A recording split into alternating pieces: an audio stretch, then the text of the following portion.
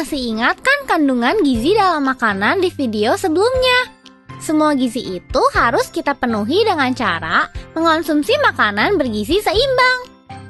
Makanan bergizi seimbang adalah makanan yang mengandung semua kebutuhan zat gizi yang diperlukan oleh tubuh.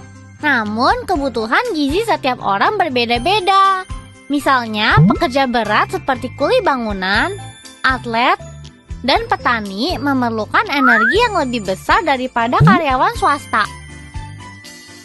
Kenapa sih gizi kita harus seimbang? Soalnya kita bisa terkena malnutrisi. Itu loh penyakit yang timbul karena ketidakseimbangan zat makanan yang diserap oleh tubuh. Wah, bahaya sekali. Iya, Bol. Makanya kita harus tahu gizi yang ada di makanan kita. Pertama, makanan pokok yang adalah sumber karbohidrat. Contohnya nasi, jagung, sagu, kentang, dan gandum. Kedua, lauk pauk yang adalah sumber protein, lemak, dan mineral. Contohnya ikan, daging, telur, dan tempe. Ketiga, sayuran yang adalah sumber vitamin dan mineral. Contohnya bayam, kangkung, wortel, dan brokoli. Keempat, buah yang adalah sumber vitamin, mineral, dan air. Contohnya pepaya, semangka, mangga, jeruk, dan pisang. Semua itu disebut dengan menu 4 sehat. Biar jadi sempurna, kita perlu minum susu. Susu adalah makanan pelengkap kelima. Nah, kalau menu 4 sehat tadi ditambah dengan susu, maka jadi deh menu bergizi seimbang yang dinamakan menu 4 sehat 5 sempurna.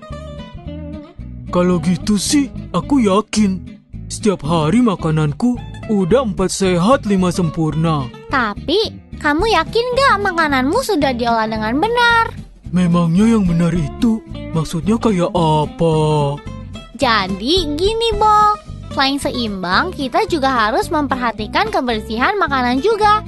Dari pengolahan sampai penyajian, baik yang masih berupa bahan mentah maupun makanan yang sudah matang. Pokoknya harus dipastikan higienis.